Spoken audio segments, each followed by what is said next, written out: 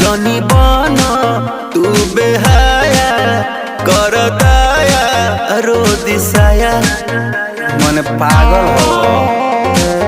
अरे हटो ना कन बलिया उठल लिया अभी बाट नया नया जनी बना तू बेहाया कर दया रो दिसाया।